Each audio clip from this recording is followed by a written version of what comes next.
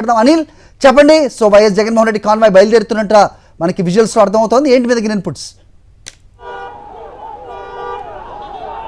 YS Jagan కొద్దిసేపు క్రితమే బయటకు వచ్చారు. సాధారణంగా గేట్ నెంబర్ 2 నుంచి బయటకు రావాల్సి ఉంటుంది, కానీ పోలీసులు పర్యటనలో గందరగోళం సృష్టించేటువంటి ఒక రకమైనటువంటి కుట్రలో భాగంగానే ఇదంతా చేసినట్టుగా అర్థమవుతుంది.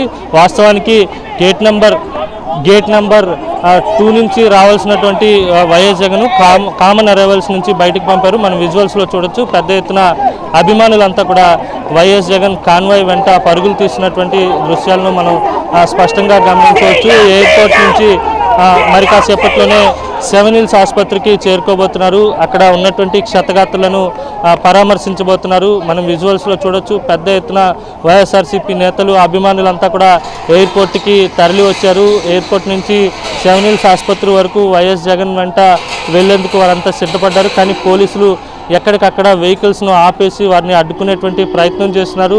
పూర్తిగా వైఎస్ జగన్ పర్యటనలో ఒక రకమైనటువంటి గందరగోళ వాతావరణాన్ని సృష్టించేటువంటి ప్రయత్నం చేస్తున్నట్టుగా మనకు స్పష్టంగా అర్థమవుతోంది. గేట్ నెంబర్ 2 నుంచి వస్తే ఎప్పుడు వచ్చినట్టుగానే ప్రోటోకాల్గా బయటకు రావాల్సి ఉంటుంది, కానీ కామన్ అరైవల్స్ నుంచి పంపి రెగ్యులర్గా వచ్చేటువంటి ప్రయాణికులకు కూడా ఇబ్బంది కలిగించేటువంటి ప్రయత్నం చేశారు. వైఎస్ జగన్ వచ్చాక పెద్ద ఎత్తున వేలాదిగా అభిమానులు, పార్టీ నేతలు తరలి వస్తారనే సమాచారం పోలీసులకు ఉన్నప్పటికీ కూడా పూర్తిగా అభిమానులంతా కూడా అక్కడికే వెళ్ళిపోవాలి, ఒక రకమైనటువంటి గందరగోళ వాతావరణాన్ని సృష్టించాలనేటువంటి ఉద్దేశంతో నిర్ణయం తీసుకున్నట్టుగా తెలుస్తూ ఉంది. తొలుత గేట్ నెంబర్ 2 వద్దే కాన్వాయ్ వెహికల్ కావచ్చు, లేకపోతే వైఎస్ జగన్ పర్సనల్ వెహికల్ కూడా ఇక్కడే పెట్టారు. కానీ ఆ వెహికల్స్ను మళ్ళీ కామన్ అరైవల్స్కు షిఫ్ట్ చేసి అక్కడి నుంచి వైఎస్ జగన్ బయటకు వెళ్ళేటట్టుగా పోలీసులు చేశారు. మనం విజువల్స్లో చూడొచ్చు.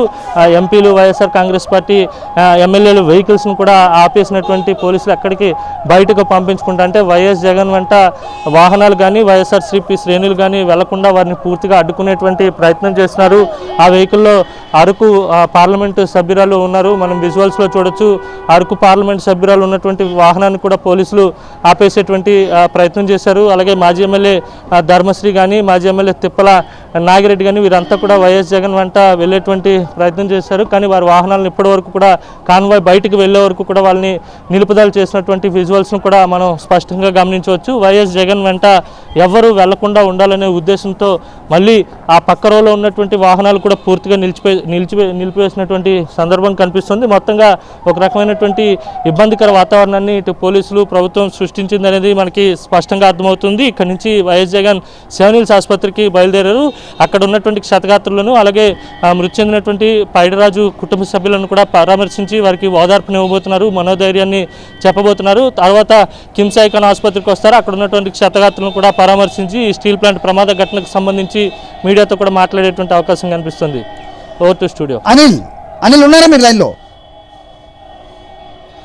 యా హరి. అనిల్, ఇప్పుడు ప్రజాభిమానం ఉన్న నాయకుడిని అవమానించబోతే అబాసు పాలయ్యేది ప్రభుత్వం అనేది ఎందుకు వాళ్ళకి అర్థం కావట్లేదు? నిజంగా ఇది ఒక సందర్భం ఆ రాజకీయం చేయడానికి. సో మాజీ ముఖ్యమంత్రి హోదాలో ఆయన ఎప్పుడు కూడా విఐపీ ఎంట్రన్స్ నుంచి వస్తారు. అక్కడ ఫ్లైట్ దిగ్గానే ఆయనకు ఒక వెహికల్ ఉంటుంది. తద్వారా ఎవరికి ఇబ్బంది కాకుండా ఆయన కాన్వాయ్ ముందుకెళ్ళిపోతూ ఉంటుంది. కానీ ఇలాగా కామన్ అరైవల్స్ నుంచి రప్పించి అవమానించాలి అనుకుంటే కనుక అబాసు పాలయ్యేది వాళ్లే. పైగా ఇబ్బందులు కూడా ప్రయాణికులకు కదా. ఈ మాత్రం ఇంకితం ఎందుకు లేదనుకోవాలి? ఇబ్బందులు పెట్టాలనుకున్నటువంటి ప్రభుత్వానికి, పోలీసులకు పరాభవం ఎదురైందని చెప్పక తప్పదు. ఎందుకంటే కామన్ అరైవల్స్ నుంచి వచ్చినటువంటి వైఎస్ జగన్కు పెద్ద ఎత్తున వైఎస్ఆర్ కాంగ్రెస్ పార్టీ శ్రేణులు స్వాగతం పలికాయి. పెద్ద ఎత్తున నినాదాలతో ఎయిర్పోర్ట్ ప్రాంగణం అంతా కూడా హోరెత్తిపోయినటువంటి పరిస్థితి. కానీ వాస్తవానికి వైఎస్ జగన్ ఎప్పుడు వచ్చినా సరే గేట్ నెంబర్ 2 నుంచి వస్తారు.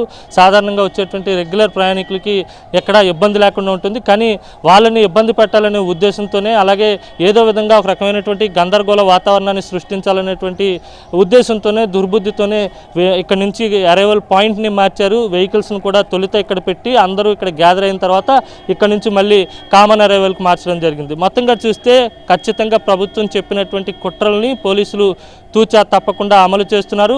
ఎక్కడికక్కడ వైఎస్ఆర్ కాంగ్రెస్ పార్టీ శ్రేణులను కూడా అడ్డుకుంటున్నారు. ఎయిర్పోర్ట్ బయట మాజీ మంత్రి బాలరాజుతో పాటు గాజువాక నియోజకవర్గ సమన్వయకర్త తిప్పల దేవన్ రెడ్డిని కూడా అక్కడ అడ్డుకునేటువంటి ప్రయత్నం చేశారు. వారి వాహనాన్ని లోపలికి పంపించడానికి కూడా ఇబ్బంది పెట్టారు. ఎయిర్పోర్ట్కి వచ్చినటువంటి వైఎస్ఆర్సీపీ శ్రేణులను కూడా చాలాసేపు అడ్డుకుని మీ పేర్లు లేవు బయటికి వెళ్ళిపోండి అని చెప్పి చాలామందికి చెప్పి బయటకు పంపించేసినటువంటి పరిస్థితి. ఇప్పుడు కూడా అక్కడ ఒక రకమైనటువంటి గందరగోళ వాతావరణం కనిపిస్తుంది. అక్కడ వైఎస్ఆర్సీపీ శ్రేణులంతా కూడా వైఎస్ జగన్ వెంట వెళ్లాల్సి ఉన్నప్పటికీ కూడా వారిని ఏమాత్రం వెళ్ళనివ్వకుండా వారి వాహనాలను విడుదల చేయకుండా పూర్తిగా వాహనాలన్నింటినీ పోలీసులు అక్కడే ఆపేసినటువంటి సందర్భం కూడా ఉంది. మనం విజువల్స్లో చూడొచ్చు. ఇప్పుడిప్పుడే ఒక్కొక్క వాహనాన్ని పంపిస్తున్నారు. మాజీ మంత్రుల వాహనాలను కూడా నిలిపేశారు. వైఎస్ జగన్ వెంట ఎవరు వెళ్ళకూడదు, ఎవరు ఫాలో అవ్వకూడదనే దుర్బుద్ధితో ఇదంతా చేసినట్టుగా మనకు అర్థమవుతుంది. స్పష్టంగా గమనించవచ్చు. మాజీ మంత్రి బూడి ముత్యాల నాయుడు వాహనంతో పాటు మిగతా నేతల వాహనాలను కూడా అక్కడే నిలుపుదల చేసినటువంటి సందర్భాన్ని కూడా మనం స్పష్టంగా గమనించవచ్చు. మొత్తంగా చూస్తే వైఎస్ జగన్ పర్యటనలో పూర్తిగా వైఎస్ఆర్ కాంగ్రెస్ పార్టీ శ్రేణులను అలాగే పార్టీ అభిమానులను నేతలను ఇబ్బంది పెట్టాలనే ఉద్దేశంతోనే ప్రభుత్వం పోలీసులు ఈ విధంగా వ్యవహరిస్తున్నారని స్పష్టంగా అర్థమవుతుంది. అలాగే పైడిరాజు మృతి చెందిన తర్వాత పైడిరాజు మృతదేహానికి పంచనామా నిమిత్తం మృతదేహాన్ని కింగ్ జార్జ్ ఆసుపత్రికి తరలించారు. ఎక్కడైతే వైఎస్ జగన్ కింగ్ జార్జ్ ఆసుపత్రికి వస్తారనే సమాచారం ఎప్పుడైతే అందిందో అప్పుడు ఆ మృతదేహానికి సంబంధించినటువంటి పంచనామా ప్రక్రియ కూడా నిమిషాల వ్యవధిలో పూర్తి చేసి పంపించేశారు. ఎందుకంటే అక్కడికి వస్తే కనుక పూర్తిగా కుటుంబానికి భరోసా ఇస్తారు, కుటుంబానికి ధైర్యం చెప్తారు, కుటుంబానికి మనోధైర్యాన్ని ఇస్తారనే ఉద్దేశంతోనే పూర్తిగా అడ్డుకునేటువంటి ప్రయత్నం చేస్తున్నారు.